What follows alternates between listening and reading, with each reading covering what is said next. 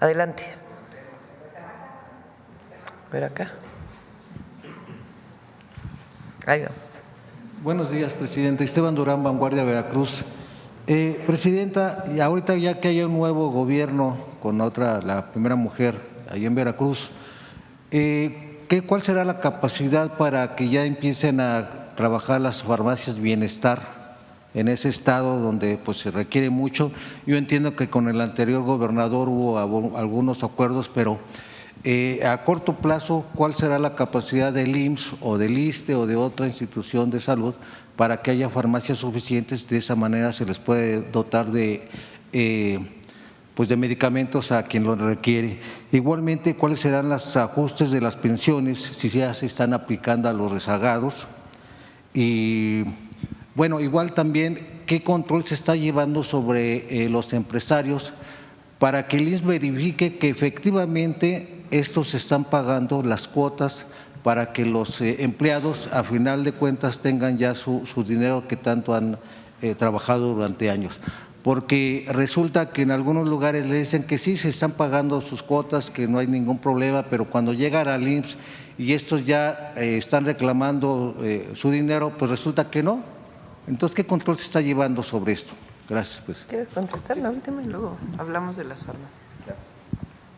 Muchas gracias. Y sí, es justamente lo que comentábamos. Se ha hecho un esfuerzo enorme en toda la parte de cumplimiento, es decir, estar todo el tiempo con los empleadores, con los patrones, no nos gusta llamarles así, los empleadores, para que a través del buzón IMSS sea la vía de comunicación para que estén en cumplimiento permanente de sus obligaciones. Pero justamente, y si nos pudieran poner la última lámina, por eso nos interesa tanto que el propio trabajador en este registro personalizado de la cotización, con un correo electrónico, ahí puede saber cuántos días del mes anterior lo tuvo su empleador cotizando. También el salario de esta cotización. ¿Por qué es esto importante? Porque si un empleador, por una estrategia fiscal, por una cuestión de rentabilidad, da de baja a los trabajadores algunos días del mes o lo registra con menos salario, lo que hacemos es que el propio trabajador lo pueda saber, porque en el momento en el que el trabajador está registrado estos 4 millones de trabajadores a los que mes con mes les llega un correo diciéndoles cómo los tienen sus trabajadores, sus empleadores, pueden en ese momento denunciar. Hay una línea abierta para que denuncien y nos digan, a mí me tienen registrado o en el último mes me registraron con un salario menor o me registraron menos días de los que trabajé, cosa que es muy grave, y entonces nos permite a nosotros inspeccionar. ¿Por qué es esto importante? Porque en el momento en el que el propio trabajador y la trabajadora se convierten en los fiscalizadores, por así decirlo, pues nos ayudamos mutuamente, nosotros a hacer nuestra tarea de inspección y ellos a saber qué está pasando con sus empleadores. Incluso hubo un estudio sobre esto hace poco tiempo por una universidad de Estados Unidos que estuvo trabajando con nuestra base de datos y salieron datos interesantes. Por ejemplo, muchas mujeres que antes era muy común que les dijeran, te voy a registrar ante el IMSS con esta cantidad, pero lo demás te lo voy a pagar por fuera, con el importante impacto que tiene eso en la cotización para la pensión. Porque si a alguien le están pagando por fuera o con otro concepto de bono de puntualidad o de cualquier otra cosa, eso no se integra al salario. Entonces esa persona puede pensar que está ganando 20,000 pesos, pero lo tienen registrado con 10,000 y su pensión se va a calcular en 10,000.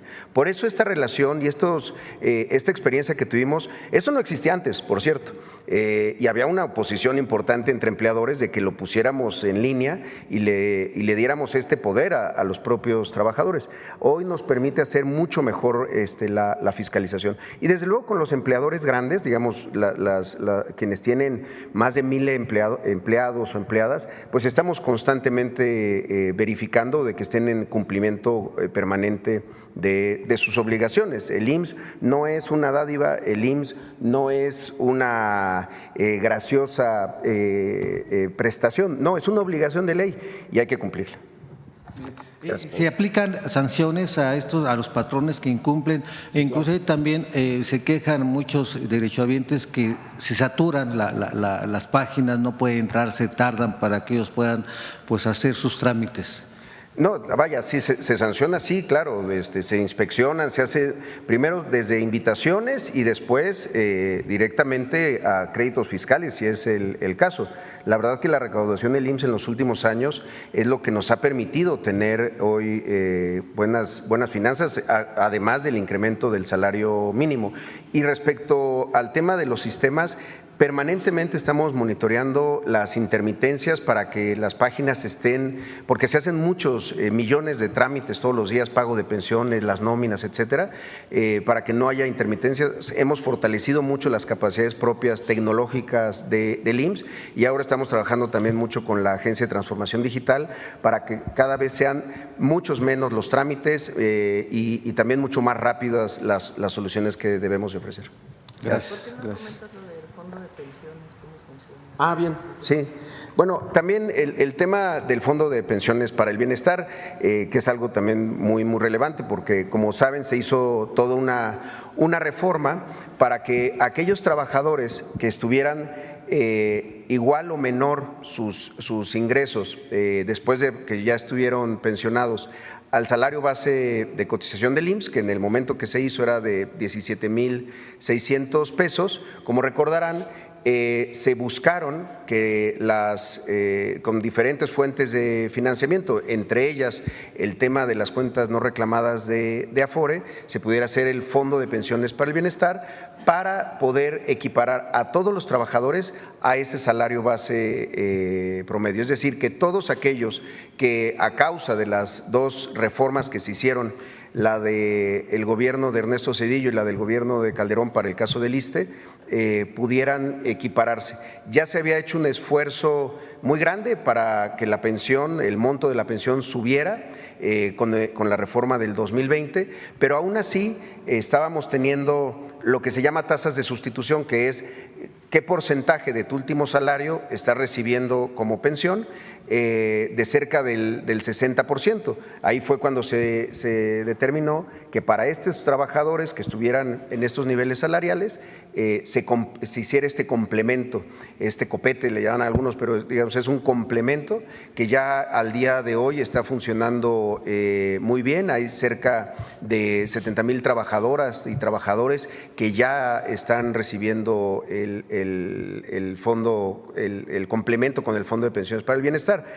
Hoy este número parece que todavía es bajo, pero si lo vemos proyectado hacia adelante, en el 2035 aproximadamente van a ser 2 millones de trabajadoras y trabajadores que ya estarán pensionados en el nuevo esquema de cuentas individuales. Entonces, ahí es en donde ese complemento va a ser clave para que realmente estemos alcanzando el derecho a la pensión, el derecho a una vejez digna, tranquila y desde luego saludable. Y además hay una cuestión adicional. Adicionalmente al Fondo de Pensiones está la pensión universal para adultos mayores, que alcanza también a quienes están pensionados en el IMSS o en el ISSSTE. Entonces es un complemento que estamos seguros que a los adultos mayores pues les dará esa tranquilidad y esa justicia en sus últimos años de vida, después pues de mucho trabajo y muchas aportaciones que le han hecho a la nación. Gracias. Gracias. Presidenta, gracias. En otro tema, empresarios del sector turístico y restaurantero en Sinaloa han manifestado que ha habido miles de millones de pérdidas por la situación de violencia que está ocurriendo allá. ¿Habrá algún apoyo para estos empresarios, los micro, que tienen que aguantar una nómina de hasta 10 o 20 empleados? Muchos de ellos ya están cerrando sus cortinas, ha habido ya desempleo en ese sentido. ¿Qué se va a hacer? ¿Va a haber algún apoyo tanto para los empresarios, los micro, para quienes también se están quedando en el desempleo? El mejor apoyo que podemos dar es el que estamos haciendo ahora, que es que el secretario de Seguridad y Protección Ciudadana está en Sinaloa para fortalecer la estrategia de seguridad. Ese es el mejor apoyo que se puede dar. está coordinando las tareas de todas las fuerzas federales y estatales, una coordinación, y va a dar resultados. Él se va a reunir con empresarios, de hecho ya está dando resultados en términos de detenciones para bajar los homicidios y otros índices de otros delitos que también se han incrementado. Pues tiene que consolidarse la estrategia y va a funcionar, y ese es el mejor apoyo que podemos dar. Sobre todo en estas fechas que hay una alta demanda. Sí, hay mucha gente que va a Mazatlán y a otros lugares de Sinaloa durante el periodo vacacional, y vamos a trabajar para garantizar la seguridad. ¿Y en qué periodo estima usted que ya podría normalizarse? Se va a ir notando.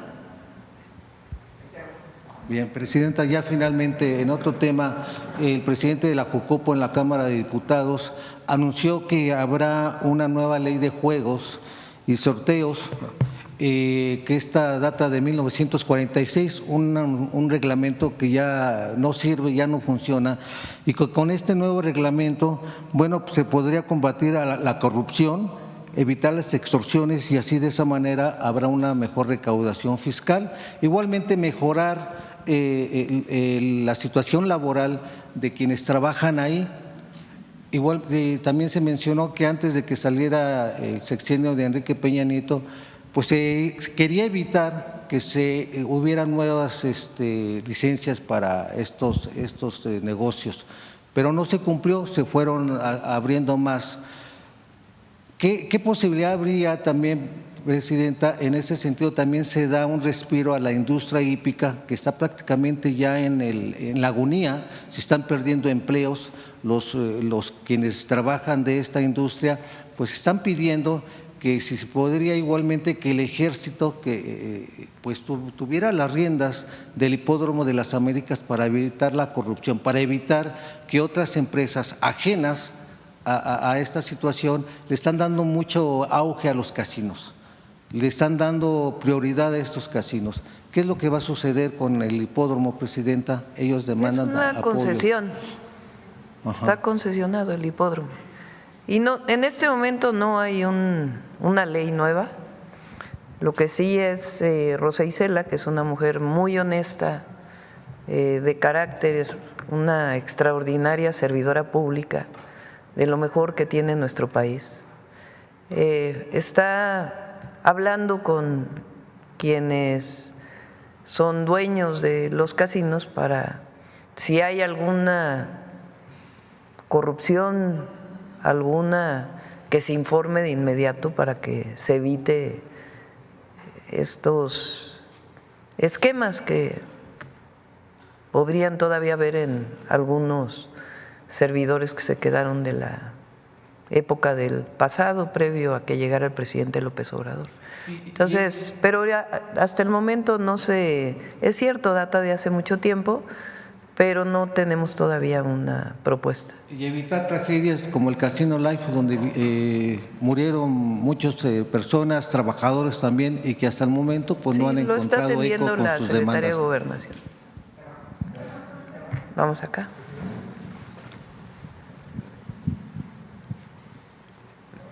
Bueno, ¿qué tal? Muy buenos días a todos y a todas. Juan Hernández de Diario Basta, Tabasco Hoy, Campeche Hoy y Quintana Roo Hoy de Grupo Cantón. Me voy a sentar por la cuestión de las cámaras. Muchas gracias, Presidenta.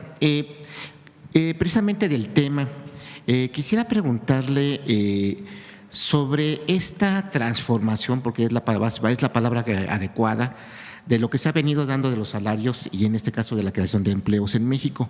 Porque por un lado hay que recordar que tenemos allá dos expresidentes que han estado haciendo críticas precisamente al modelo humanista que se empezó a implementar desde la llegada en este caso del presidente Andrés Manuel López Obrador. ¿Y a qué me refiero con esto? Me refiero a Ernesto Zedillo y a Felipe Calderón, el mal llamado presidente del empleo, o que se autodenominó el presidente del empleo. Ver, por ejemplo, cómo se ha dado esta tendencia en mejorar, primero la creación de empleos y empleos de calidad, pero sobre todo lo que es la evolución de los salarios, porque bueno, dentro de nuestro trabajo como periodistas, pues nos toca recibir las opiniones, pues ya sea de según esto de especialistas o en este caso de los legisladores y políticos, que de alguna manera siempre están buscando denostar este trabajo que se ha venido haciendo en los últimos años, pero que en realidad o una de dos, o se les olvida lo que realmente eran estos empleos mal pagados o incluso prácticas nocivas, como en este caso es el outsourcing, que es neoliberal, y también de alguna manera pues hacerle ver al pueblo de México pues cómo se ha venido transformando precisamente empleos, lo que es salarios y también en este caso pensiones, que pues tal parece que se les ha olvidado.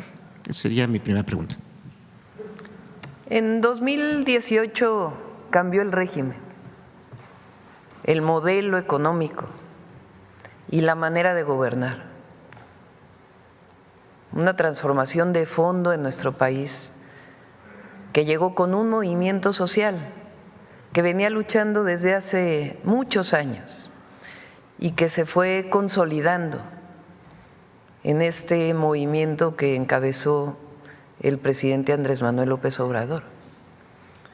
En 2018 el pueblo de México dijo basta del pasado, basta del régimen de corrupción y privilegios. Ese régimen de corrupción y privilegios que representó el neoliberalismo de 1982 con Miguel de la Madrid hasta el 2018 con el gobierno de Peña Nieto. Fueron 36 años en donde se caracterizan por dos temas o dos ejes. Uno, una visión que venía de los organismos financieros internacionales, que venía de la Escuela de Chicago, que venía De Harvard. Sí, la visión neoliberal.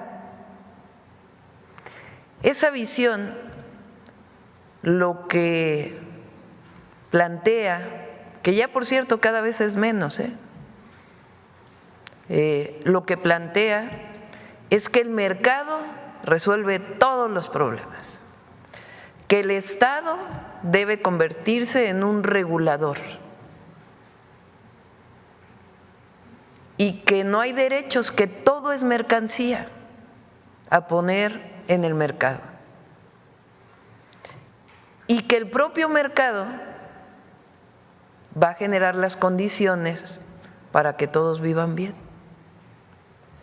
Una visión ideológica que lo que generó fue disminución en el presupuesto educativo, de salud, y convertir la educación, la salud en mercancía, no en derecho.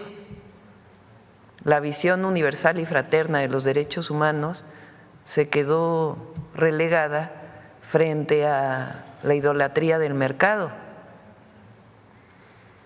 Esa misma ideología planteaba que si se apoyaba a los de arriba, eso está escrito, la teoría del, tú debes saber cómo se dice en inglés, del goteo, de que si se apoyaba a los de arriba, iba a gotear hacia abajo. De ahí viene pues muchas cosas que se hicieron. Y que el gobierno y el Estado no deben tener empresas porque son pésimos administradores, que solamente traen corrupción. Entonces, una ideología traída de fuera. Y eso provocó lo que platicábamos ayer, la venta de empresas mexicanas, nacionales, estatales. Y la otra, la corrupción. Por eso el presidente López Obrador decía, no es neoliberalismo, es neoporfirismo, porque es la entrega de los recursos naturales y empresas de la nación y la corrupción, el vínculo que se hizo entre un grupo que se adueñó de esas empresas y que al final acabó gobernando México. y que en todo ese periodo pues los beneficios iban para allá. Uno de los mayores ejemplos pues es el FOBAPROA. Por eso decía ayer, viene el periodo de Salinas. Para los jóvenes que no vivieron aquella época, no sé ustedes cuántos años tienen, a mí sí me tocó, se decía, México está entrando a los países de primer mundo. Ahí nos hicimos parte de la Organización para la Cooperación y el Desarrollo Económico, que son los países industrializados, y ya México ya entró al primer mundo. Pues, ¿cuál sería el tema? Que termina el sexenio de Salinas y viene una crisis profunda y se echan la culpa entre ellos, entre Zedillo y Salinas, que si fue el error de diciembre, que si fue producto del pasado, pero al final, ¿qué demuestra? Que todo eso que dijeron durante esos 6 años, pues acabó en una crisis profunda y se dedicaron a rescatar a esas empresas con cero transparencia. Muchas que no necesitaban rescates fueron rescatadas y hoy todavía seguimos pagando esa deuda de aquel rescate. Y muchos deudores de la banca que perdieron casas, que perdieron pequeños negocios, que perdieron automóviles porque la tasa de interés se fue al cielo y ya no podían pagar, nunca fueron rescatados, nunca fueron apoyados. Entonces, un modelo, una visión, y por otro lado, una tremenda corrupción. En aquellas épocas decían, antes robaban de las empresas estatales, ahora se robaron las empresas estatales. Así decían en aquellas épocas. Entonces, en 2018 el pueblo de México dijo, basta, basta, basta, porque además eso fue acompañado de fraudes electorales. Esta idea de que el neoliberalismo trajo la democracia, el 88, fraude electoral. El 94, el terrible asesinato de Colosio, gana ahí sí la presidencia Zedillo. El 2000, supuestamente la gran transición, Fox, que era, la gente lo vio como un cambio después de tantos años de priismo. Y en 2006, bueno, desde el desafuero, la traición a la democracia. Pero además siguieron gobernando igual. Y luego el fraude del 2006, con el que llega un presidente espurio, Calderón. Y luego después de eso la compradera del voto del 2012. O sea, ¿cuál democracia? Y en 2018, cuando llega el presidente López Obrador, cambia el modelo. Lo más increíble es que se hace de manera pacífica, pero es una transformación profunda en donde el gobierno deja de servir a unos cuantos y le sirve al pueblo de México. Está al servicio del pueblo, con todos los logros del presidente López Obrador que se ven aquí. Y cuando nosotros hacemos campaña, lo que decimos es que siga la transformación. Y la gente dice, sí, que siga la transformación. Entonces, ¿cómo estamos gobernando? Con los mismos principios, con causas. Nosotros venimos de un movimiento social, a nosotros no nos impuso nadie. Nosotros le servimos al pueblo y estamos al servicio del pueblo y siempre lo vamos a representar con dignidad y con altura, porque el pueblo de México se merece todo. Entonces es un modelo distinto,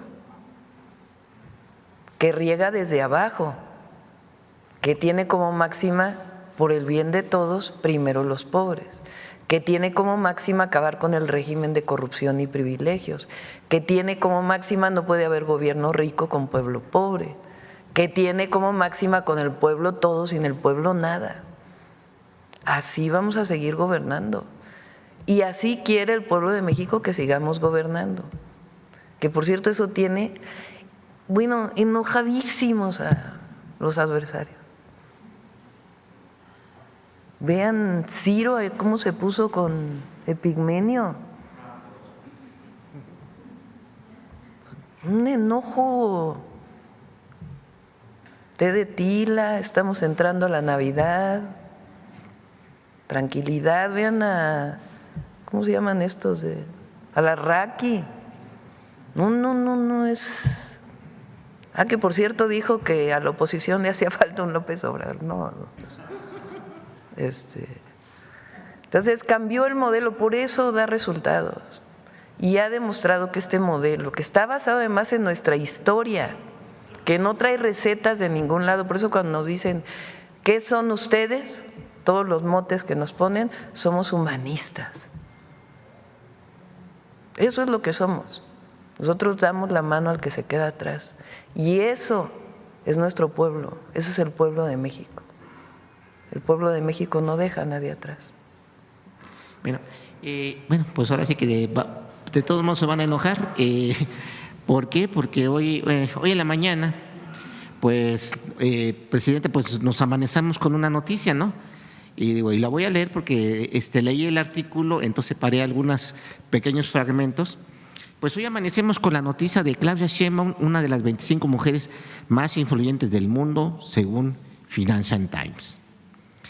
Y bueno, preguntar su opinión de esta distinción que hace uno de los rotativos más reconocidos del mundo. Y cito una de sus frases de su artículo: celebramos a las mujeres que están rehaciendo el mundo en el que vivimos hoy. Y bueno, ya usted lo ubican entre figuras reconocidas de la política, del deporte, de deporte, de todo. Sí es novedad. Sí, o sea, realmente sí, o sea, de todas las áreas. Y bueno, voy a citar a algunas personas, ¿no? Como, bueno, en este caso Kamala Harris, la cantante Taylor Swift, Cristina Junqueira, analista, Fei Li, Christine Lagarde. O sea, realmente como feminista, bueno, le cito otra frase, como feminista de toda la vida está dedicada a presentar un frente fuerte contra las tácticas de intimidación. ¿Contra las qué? Tácticas de intimidación. Preguntarle precisamente su opinión de que usted, un rotativo, hace precisamente una distinción a una mexicana entre las mujeres más influyentes, pero sobre todo le reconocen el trabajo y la labor que ha venido realizando como científica, como gobernante de la Ciudad de México, pero ahora como la primera presidenta de México. Digo, y bueno, ahí también voy a dejar en claro, aquí nadie me está pagando la pregunta, pero es un tema que, sí, o sea, si alguien saca un tema de este tipo, ya le están pagando, no voy a decir quién, pero ahí seguramente va a estar rabiando al rato, ¿no? Pero sí confunden el sacar un trabajo periodístico que lo está sacando de otro lado y que aquí le estoy preguntando precisamente esta distinción que le hacen no solamente a usted, sino al gobierno, al pueblo de México, porque fue el pueblo quien le dio le dio a usted pues la oportunidad de estar aquí al frente y estar aquí con usted, con nosotros, informándonos. El poder es humildad. Y lo que uno nunca puede es tomar estas notas como para volarse. Porque eso no va con un gobierno de la Cuarta Transformación. Lo que hay es un reconocimiento a lo que está pasando en México. Yo lo dije, que siga la transformación y es tiempo de mujeres. Y eso se percibe, se siente en nuestro país. Y ese es el reconocimiento que hay al momento que está viviendo México. Entonces, yo pienso que en efecto es un reconocimiento al pueblo de México. Y bueno, y finalmente, doctora, aunque ya es a toro pasado, pero sí quiero hacer aquí patente que el pasado sábado Tabasco hoy cumplió 37 años de compromiso de estar informando al pueblo de México, de estar pues al pie del cañón. Tabasco hoy crea Diario Basta, y bueno, yo estoy aquí representando a Tabasco hoy, y pues sí quisiera atreverme a pedirle un mensaje a mis compañeros, porque fue gracias a ellos. Muchas felicidades a la familia Cantón y muchas felicidades al medio y a todos sus trabajadores y trabajadoras por estos 37 años. Nancy. Gracias, presidenta. Buenos días a todas y a todos. Buenos días, presidenta. Nancy Flores, de la revista Contralínea. Hace unos días se anunció un donativo de 900 millones de pesos a la Fundación Teletón.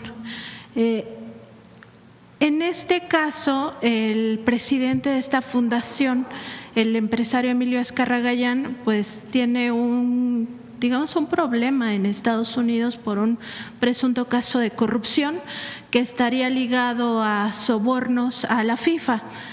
Por este tema, pues se tuvo que separar, momentáneamente para atender el asunto ante las autoridades estadounidenses del Grupo Televisa. No se separó de la Fundación Teletón. También al frente de esta fundación estuvo en su momento Fernando Landeros y estuvo presente en este anuncio. Fernando Landeros estuvo trabajando bastante tiempo con Claudio X González Guajardo en la Asociación Civil Mexicanos Primero, que es esta asociación creada por empresarios, por la oligarquía, para influir en las políticas públicas educativas, sobre todo con la intención de privatizar la educación en todos sus niveles. Le comento el asunto de Fernando Landeros porque cuando estaba en esta Asociación Civil Mexicanos Primero se asignó un sueldo de 350,000 pesos y esto va en contra de las reglas que tienen fundaciones y asociaciones civiles, que dicen que para el caso de los directivos, pues estos no deben de ganar, ni siquiera el 40% de la rentabilidad o de los ingresos de estas asociaciones, pero además que su trabajo tiene que ser forzosamente altruista. La preocupación acerca de que se les dé este donativo de dinero público no solo tiene que ver con estos personajes que están al frente de la Fundación Teletón, que sí tiene también esta labor con los niños con estas capacidades diferentes, sino sobre todo porque en el caso de los informes que ha presentado al SAT a mediados de este año, se refieren a algunas situaciones que son muy importantes que se revisen. Por ejemplo, en estos informes financieros que revisó la revista Contralínea, se indica que la Fundación Teletón especuló con 1,700 millones de pesos en 2023 en inversiones en instrumentos financieros, también en fondos de inversión dolarizados y en fondos de renta fija, 1,700 millones de pesos en 2023. Además, se mantiene un guardadito de 1,900 millones de pesos que no aplicó en ninguno de sus programas. Y también que el SAT le devolvió 250 millones de pesos en impuestos, entre otras situaciones. Entonces, preguntarle, presidenta, si se va a hacer una labor de auditoría, de seguimiento a este recurso. Finalmente son 900 millones de pesos que pudieran destinarse a otro objetivo. Sabemos que también hay que atender a los niños con discapacidad, pero sí genera pues cierta incertidumbre el hecho de que tenga todos estos antecedentes la fundación. El esquema en que se da este apoyo, que viene desde el presidente López Obrador, es un esquema en donde se les da a las familias de manera directa por la Secretaría de Bienestar. Podemos pedirle en algún momento, cuando venga Ariadna, que pueda explicar cómo es el proceso. No es un donativo a ninguno de los miembros de la fundación, que en todo caso pues tienen que explicar lo que tú planteas, sino directo a las familias. Y es algo que viene ya desde antes. Fundación Teletón, más allá de esto que en todo caso tendrá que explicarlo quiénes son sus miembros, sí cumple una función de beneficio social, de altruismo. No existe otra fundación, otra área que tenga estos niveles de atención para las personas con discapacidad, que permita que haya una rehabilitación integral. Entonces, por eso se apoya a las familias para que puedan tener este acceso a la rehabilitación y la parte altruista de Fundación Teletón. Y en todo caso, lo que planteas, pues es importante que en todo caso ellos lo aclaren. Y sobre todo porque las fundaciones tienen pues digamos este régimen fiscal especial. El hecho de que se le devolvieran 258 millones de pesos de impuestos es por este régimen especial de que no pagan impuestos, pero también porque todas las donaciones que les hacen personas físicas o morales e incluso extranjeras, pues son para beneficiar a las, digamos que al pueblo, ¿no? Y por eso mismo, pues esas empresas o esas personas que dan los donativos dejan de pagar impuestos, es decir, ese dinero ya no ingresa a la hacienda pública. No todo, una parte, que es como funcionan estas fundaciones. Entonces, en todo caso, ellos que aclaren esta nota que planteas, pero sí es importante reconocer la parte altruista de esta fundación y el apoyo que se da a las familias para que tengan acceso a la rehabilitación. Sí, lo importante es que sea un apoyo directo. En el tema de las fundaciones, también hace unas semanas le consulté sobre los refugios que tiene la ex legisladora panista Rocío Orozco, que ella sigue manejando desde Estados Unidos, porque huyó allá hace 3 años, cuando empezaron las investigaciones, sigue manejando financieramente estos refugios. El caso del refugio en el Estado de México, pues opera, ya lo confirmamos, de forma clandestina, no tiene ni siquiera los permisos. Y aquí el problema es que pues son refugios destinados a menores de edad que fueron víctimas de trata y siguen en circunstancias de esta naturaleza. La exdirectora del refugio Camino a Casa, que está sentado aquí en la Ciudad de México, hizo una denuncia penal en la Fiscalía de Tlalpan, pero ya al momento de irla a ratificar la semana pasada, pues le informaron que no existe ninguna denuncia penal que ratificar porque no la tenían ni siquiera a la mano, es decir, la desaparecieron. Preguntarle, Presidenta, si tuvieron oportunidad en su gabinete de revisar este asunto, si ya le dieron alguna información al respecto y cómo se podría atender. Sí, lo tomamos desde entonces. Le pedí a la secretaria Rosa Isela que pudiera revisar con la Fiscalía y con las fiscalías para ver en qué van estas investigaciones, y sí lo tenemos en el Gabinete de Seguridad y cuando tengamos algo más lo informamos. Y finalmente, Presidenta, preguntarle si van a hacer un llamado usted a los legisladores para que estas iniciativas de reforma que tienen que ver con la prohibición del fracking, la prohibición de la minería a cielo abierto y la prohibición del maíz transgénico para consumo humano se hagan, digamos, pronto. Se lo pregunto porque ya se están viendo a estos lobbies que son muy poderosos ahí en el Congreso, que están yendo a cabildear, pues para que primero no se discutan estos temas o en segundo punto que no se logre la mayoría calificada.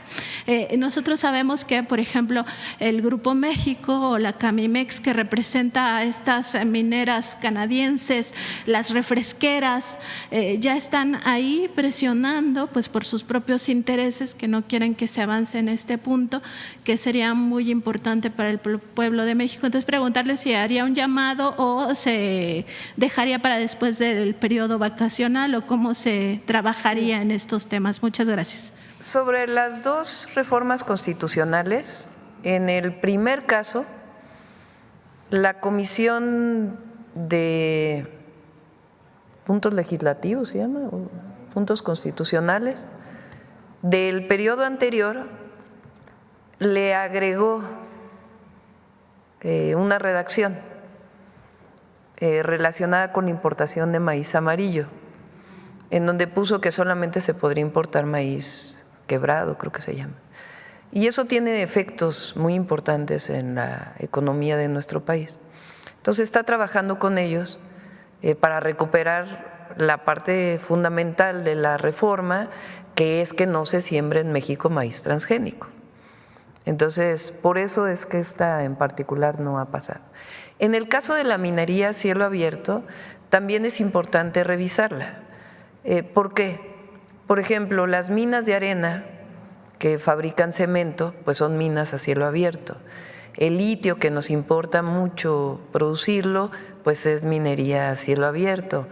Entonces necesitamos revisar la particularidad de cómo quedó la reforma constitucional. No va a haber fracking y eso sí se va a quedar, pero las otras necesitamos revisar porque en una le cambiaron y en la otra, si se queda así como está, pues entonces, por ejemplo, la producción de sal de la salina que nacionalizó el presidente López Obrador no se podría explotar porque se puede considerar mina a cielo abierto.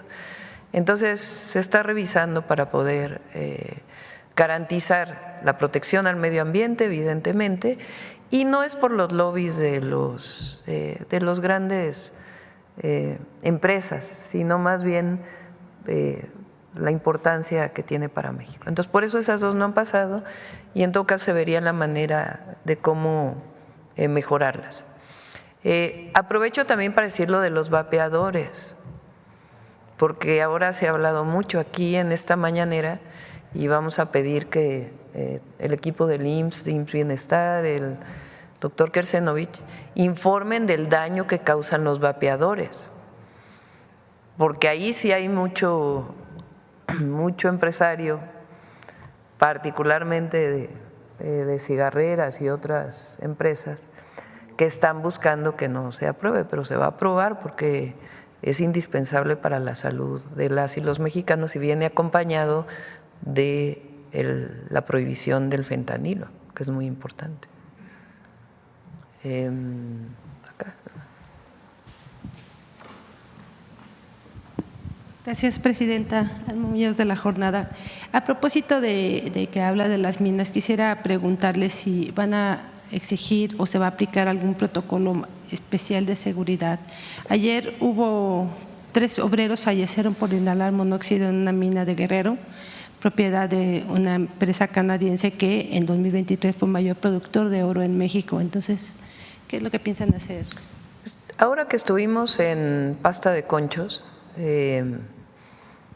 las familias y los trabajadores mineros nos plantearon varios temas, unos relacionados con el apoyo a las familias y el rescate que se está haciendo de los mineros en Pasta de Conchos, y la otra es la seguridad de las y los trabajadores mineros. Le pedí a Marat, al secretario del Trabajo, que se incrementen las inspecciones y que se revise a fondo, porque lo vi hoy en la nota de La Jornada. No puede ser que aquí se apliquen unas normas por empresas canadienses y en Canadá se apliquen otras. Entonces está ya revisando el caso del secretario del Trabajo y en particular sobre esta mina, la coordinadora de Protección Civil para el apoyo que requieren las familias, pero sí es un tema que todavía está pendiente y que es indispensable que se trabaje. Hay veces que son las grandes mineras y otras que son pequeñas mineras, como particularmente en Coahuila, Mineras del Carbón, que son pequeñas minas, en donde tiene que garantizarse la seguridad de los mineros. Gracias. Y por otro lado, ayer el próximo presidente de Estados Unidos, Donald Trump, dijo que usted le reclamó en aquella llamada lo de los aranceles. ¿Fue así? Él comenta que usted le dijo, ¿por qué me estás haciendo esto? ¿Fue así o cómo ocurrió ese reclamo? El presidente Donald Trump tiene una manera de comunicar. Fue como cuando tuvimos la llamada y él hace una publicación donde dice que vamos a cerrar la frontera y pues nunca se habló de eso en la llamada. Tampoco lo que les planteé aquí fue así la llamada. Dije que hay una estrategia de México para atender la migración que evita que lleguen las caravanas a la frontera norte con una visión humanitaria y de atención a los migrantes. Hablamos del tema del fentanilo y en qué se puede colaborar con respeto a nuestras soberanías en temas de investigación, inteligencia. le planteé la campaña, que él hizo una publicación reciente de que va a impulsar una campaña. Esencialmente fue la llamada sobre esos temas. Nunca vamos a… México es un gran país y la presidenta de México tiene que mantener la coordinación sin subordinación. Entonces, no voy a entrar tampoco a un debate, él tiene su manera de comunicar esta forma, pero pueden tener la certeza las y los mexicanos que nunca vamos a agachar la cabeza ni a ser indignos en una conversación. Entonces, tampoco se trata de entrar ahora en una… Hay que evitar también caer en cualquier provocación, es importante. Entonces, pero tengan la certeza de que siempre vamos a representar a México de manera digna. Y por otro lado, hoy también se publica que la cifra de multimillonarios mexicanos… Como se lo merecen las y los mexicanos en México y en Estados Unidos. Sí, gracias. Por otro lado, hoy se publica que subió la cifra de multimillonarios mexicanos de 14 a 22. Eso significa que también lo que usted hablaba hace rato, que no nada más es para los pobres, sino que también todo el mundo está bien con la cuarta transformación, pareciera. Usted tiene ayer hablaron también, a propósito de la reunión que tuvo con el Consejo en la comida, esa certeza de inversión, ¿qué tanto va a poder incluso beneficiar a los millonarios o cómo los ha beneficiado aquí en México? Por el bien de todos, primero los pobres es eso. Por el bien de todos y de todas, primero los que menos tienen. Y el gobierno tiene la obligación, un gobierno de la Cuarta Transformación, porque tenemos la obligación moral, ética y por convicción de atender primero al que menos tiene, al humilde, al que humillaron durante tanto tiempo. Nosotros tenemos esa obligación y así vamos a seguir trabajando. Ahora, cuando hay recursos en la economía, fíjense, son el próximo año más de 800,000 millones de pesos que van, estamos hablando, así como lo contabilizan en Estados Unidos, por ejemplo, que nosotros los miles de millones, para ellos son billones, ¿no? 800,000 millones de pesos son 40 en dólares, son 40,000. 40, a ver, ahora sí que háganme la cuenta, en dólares, 800,000 millones de pesos.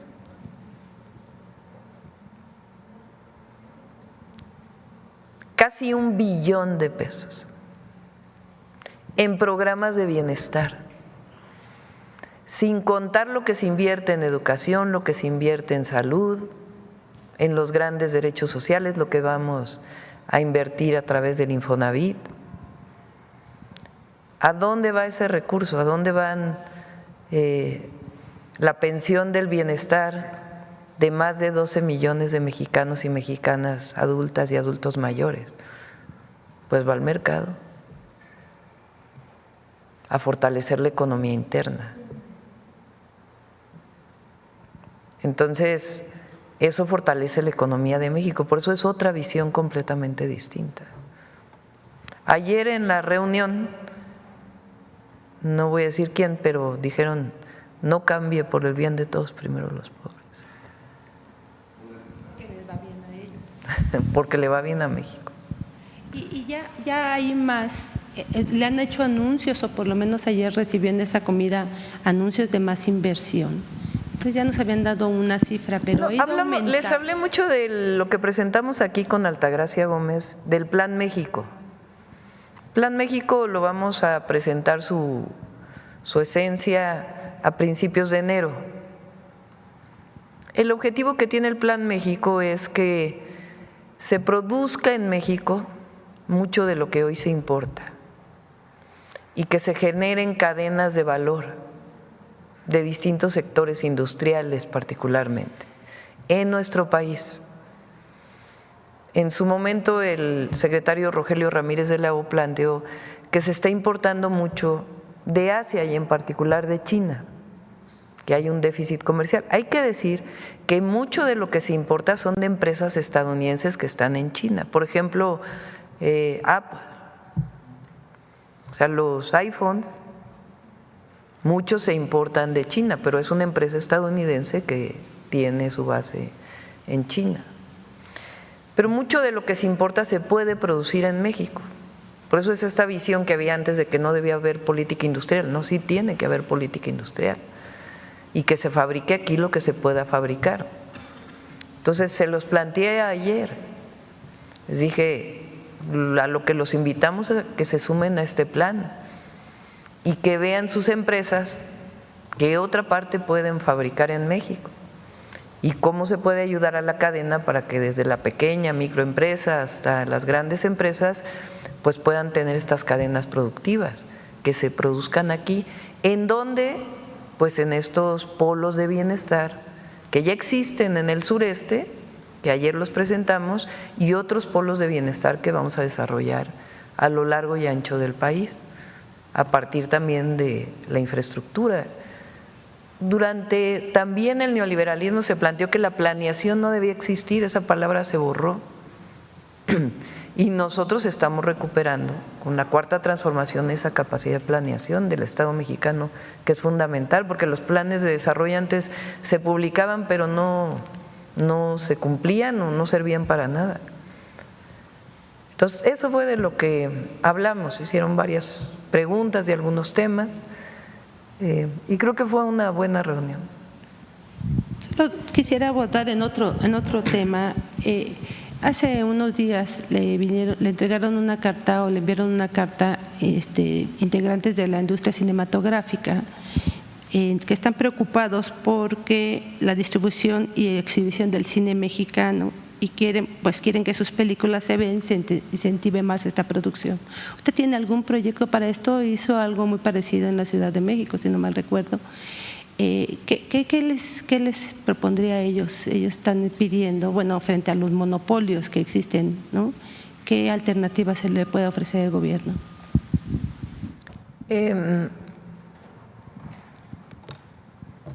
Son varios temas. Quizás sería bueno que viniera la Secretaría de Cultura. Hay un equipo de casi puras mujeres que está encargado del cine en nuestro país y se mantuvo el apoyo fiscal que existe desde hace mucho tiempo, incluso incrementó un poquito. Y hay también un programa para impulsar el cine nacional, no como era antes, porque hubo un cambio también de la visión cultural. Durante todo el periodo neoliberal también había esta visión de que las y los mexicanos y nuestras culturas y las culturas que dieron origen a México había que borrarlas. Y justamente en el periodo del presidente López Obrador, el cine apoyó muchísimo cine de directores que vienen de pueblos originarios y eso se va a mantener. Pero hay un plan para el cine nacional, le comento a Claudia que venga, hay un plan para apoyar a las escuelas del INA y del INVAL, que fue un compromiso que yo establecí a través de Claudia con los estudiantes y los profesores, también para apoyo al cine y también a los medios públicos. También van a recibir un apoyo.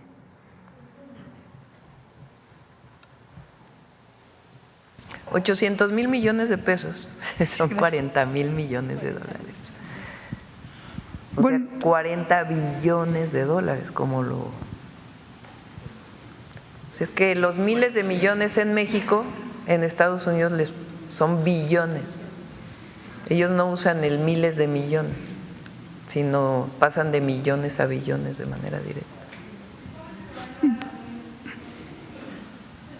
Con apoyo para su producción y su fortaleza. Buenos días, presidenta. José Manuel Fuentes, de Capital 21, corazón de la capital. Preguntarle sobre el tema de lo del IMSS. ¿En qué zonas del país se han dado el mayor número de nuevos asegurados, presidenta? Muchas gracias, presidenta.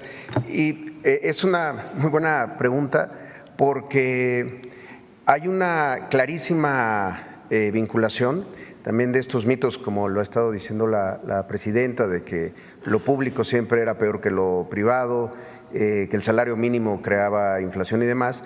Había esta idea de que la inversión pública en infraestructura no traía empleo formal, salvo el que se creaba en el momento de una construcción. Eso es falso también. Tabasco es un estado que durante incluso la pandemia no tuvo caída en su empleo. Quizás es de los pocos estados subnacionales en el mundo que la pandemia no le afectó en términos de empleo, al contrario, creció.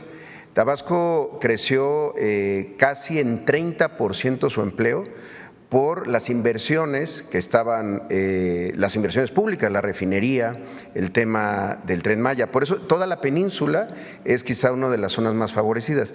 Ese es otro elemento. El crecimiento del empleo, además de que es un empleo mejor pagado, es un crecimiento mucho más parejo a lo largo del país. Antes, donde se veía el crecimiento del empleo era generalmente en el norte del país, cuando fue el boom de las maquiladoras, un empleo precario, no solo mal pagado, precario, con condiciones de riesgo de trabajo en una maquiladora. Cuando inició este modelo, pues sí, se veía muy bien que se crearan muchos empleos en la frontera, pero eran empleos mal pagados. Ahora la distribución es mucho mejor. Otro estado con un crecimiento destacado, Nayarit, que ha tenido, tanto por el tema de turismo, pero también por inversiones públicas que se han hecho en ese estado. Se calcula que por cada 10 empleos vinculados a un proyecto de infraestructura público, ya sea un puerto, un aeropuerto, los trenes, las carreteras, incluso los hospitales, se crean 4 empleos en la economía formal. Entonces son de los estados. El sureste por primera vez tuvo tasas iguales o superiores a algunos estados tradicionalmente con más empleo formal, sobre todo en el norte del país. Presidente, y solo quisiera hacer una aclaración, porque hace rato dije que de 70,000 trabajadores que ya han recibido el complemento, tuve un error. El 70% de quienes han pedido una pensión por viudez y que se les ha resuelto, que son cerca de 2,500 personas, 70% han sido beneficiarias del Fondo de Pensiones para el Bienestar. Por eso decía, es un número hoy pequeñito, pero que va a crecer mucho. Pero 70%, no 70,000, perdón. Pero sí, ese es el dato sobre esa distribución del empleo. Muchas gracias. En segundo tema, presidenta, la jefa de gobierno, Clara Brugada, anunció una inversión de 10,000 millones de pesos en vivienda social. Preguntarle su opinión, pero también sabemos que la Ciudad de México pues está viviendo una crisis de vivienda. Los números señalan que esta crisis se da sobre todo en el gobierno de Miguel Ángel Mancera, cuando el cártel inmobiliario pues va cobrando fuerza. Preguntarle también qué tanto jugó el cártel inmobiliario y cuál va a ser la colaboración también para mitigar pues esos efectos que dejó el cártel inmobiliario junto con la jefa de gobierno. Durante el periodo particularmente de Mancera, no solamente las construcciones ilegales, sino que además se promovió mucho la vivienda de, digamos, nivel medio alto y alto, con el proceso que se llama de gentrificación, que es decir, que se expulsa a los habitantes originarios, subiéndoles el predial y otros mecanismos, tienen que dejar sus viviendas, lo compran desarrolladores inmobiliarios y entonces entra habitantes nuevos a esas colonias y pasan de ser colonias en algunos casos populares a colonias de otro nivel económico. Se promovió mucho eso. Cuando llegué yo a la Ciudad de México, si recuerdan, incluso tuve muchas críticas de los desarrolladores inmobiliarios porque hicimos más de 100 clausuras a desarrollos inmobiliarios y se nos criticó porque estábamos parando la industria inmobiliaria de vivienda.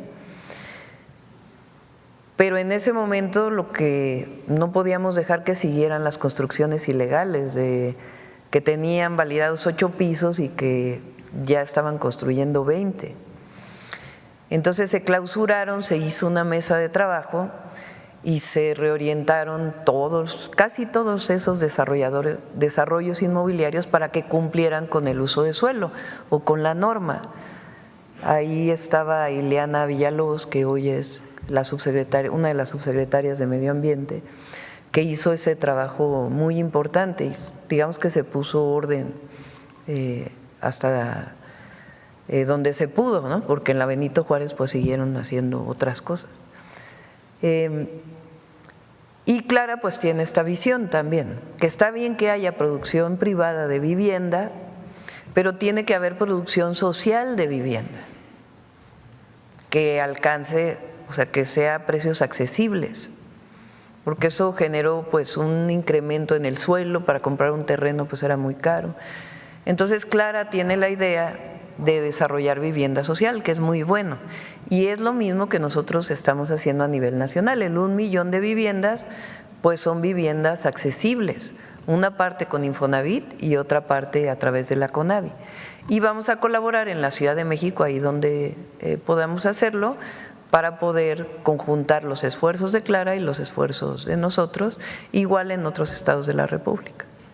Gracias, presidente. Y en el último tema, aprovechando ahorita que se sacó el tema de que en Financial Times la reconoce a usted, y también hay que recordar la revista Time, usted ha generado pues un gran liderazgo en América Latina, lo vimos en la cumbre del G20, y también hemos visto que México pues está pues apuntalando para pues ser una potencia en diferentes áreas.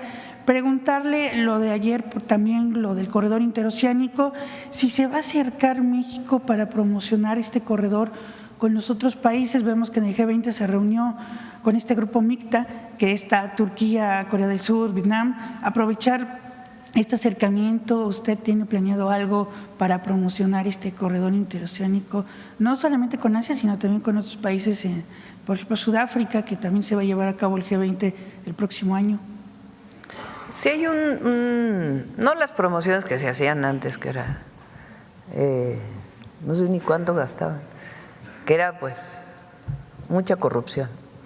El lunes vamos a presentar la promoción del Tren Maya, que tiene la empresa de la Secretaría de la Defensa Nacional, con paquetes especiales, y además se está trabajando, en particular en el Tren Maya, con Chiapas, Quintana Roo, Tabasco, Yucatán, Campeche,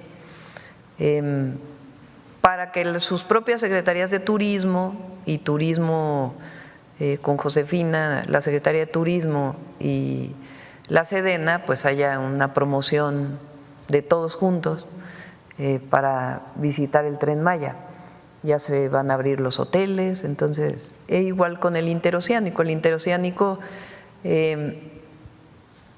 para que tenga un enorme potencial la carga, pues tenemos que terminar, ya funciona evidentemente, pero tenemos que terminar el puerto de Salina Cruz, que le va a dar un potencial enorme, y la adecuación del de Coatzacoalcos.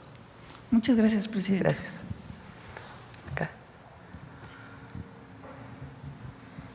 Por cierto, que en el tema me quedé pensando, de Estados Unidos y México, va a haber una buena relación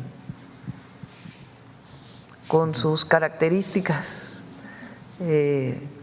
Y yo veo cómo al final fue la relación entre el presidente Trump y el presidente López Obrador, que todo el mundo apostaba que iba a ser una relación difícil, compleja, y al final hubieron acuerdos. Entonces yo estoy convencida que va a haber una buena relación. Pues sí, pero también por eso digo que él pues tiene su manera de comunicar, y también nosotros pues comunicamos siempre con la verdad, ¿no? Buenos días, Presidenta. Soy César Huerta, de la revista Polemón. Presidenta, el empresario Ricardo Salinas Pliego afirmó ahora en Argentina que los zurdos de mierda, así dice él, deben regresar a la alcantarilla de donde salieron. También señaló que en México no hay democracia y que con la 4T el país volvió al autoritarismo de los 70.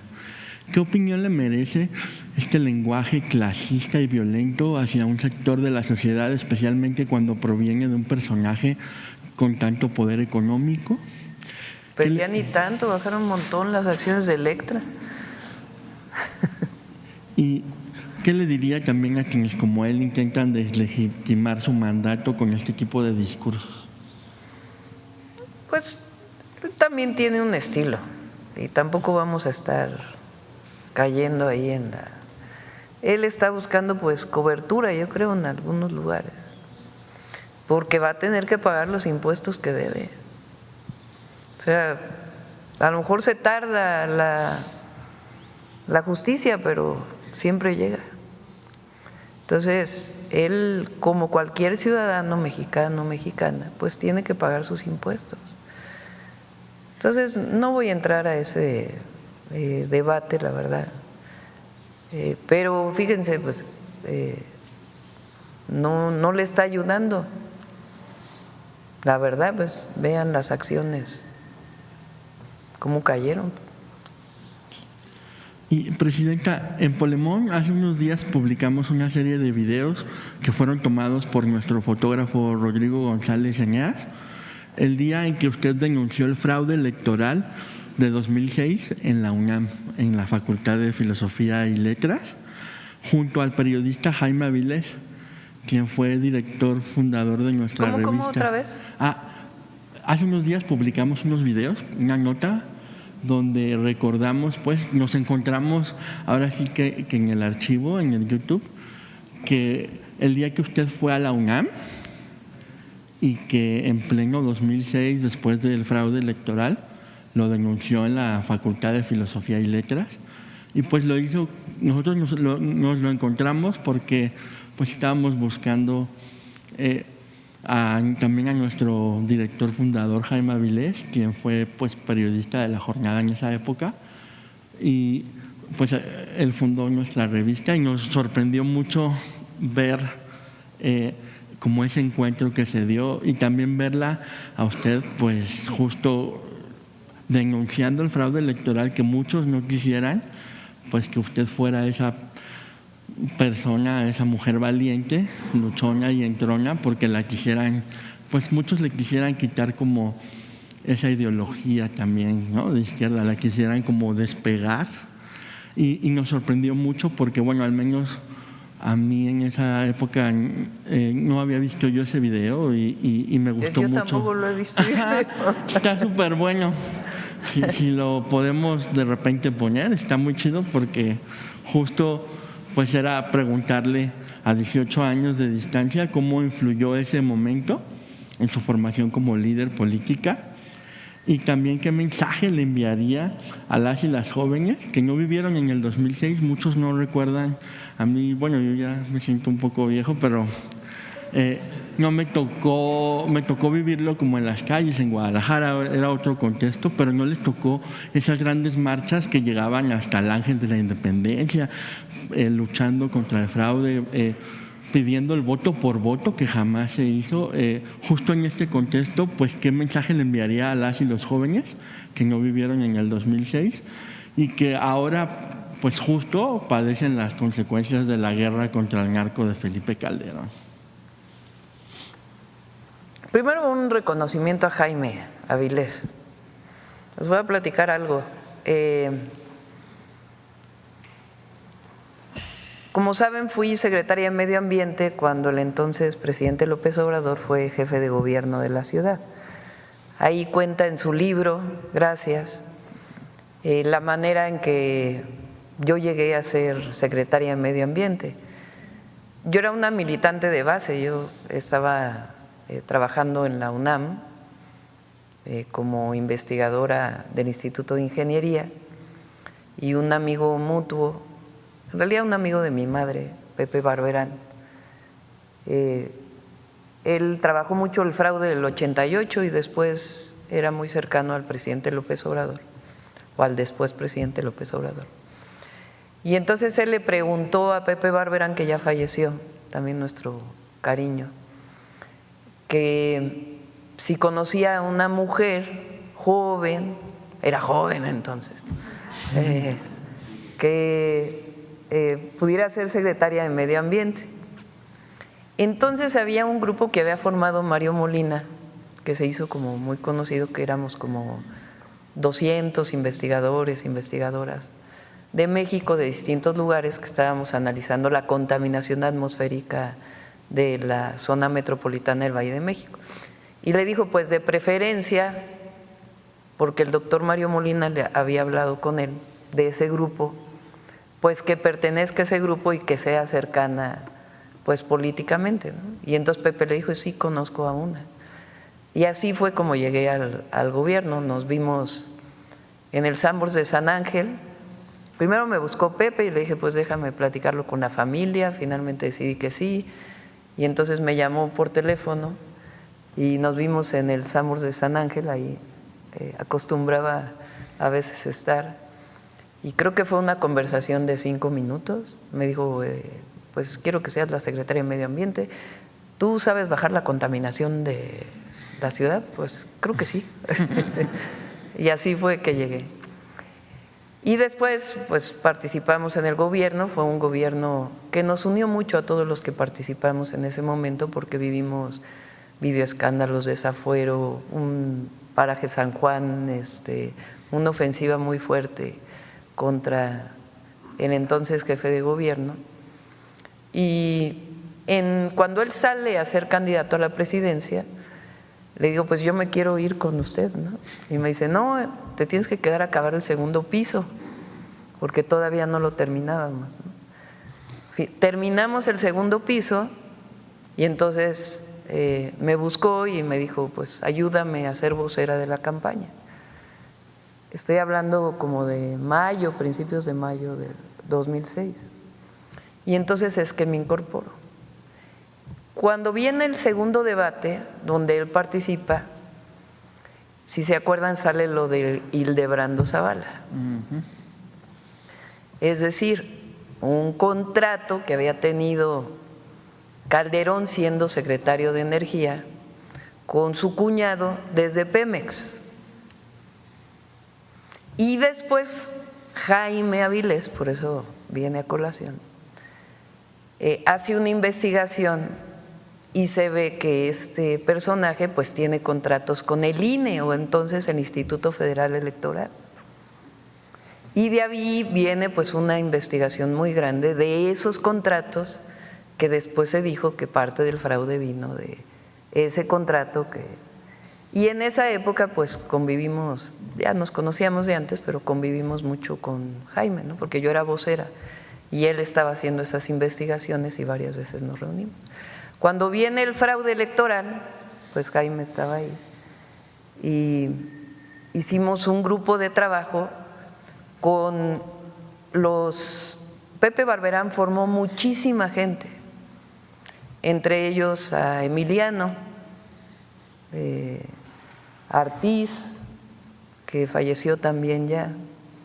Todo un grupo muy grande que formó especialistas en cómputo, que hacían análisis cuando había elecciones de a ver dónde había estado el fraude electoral.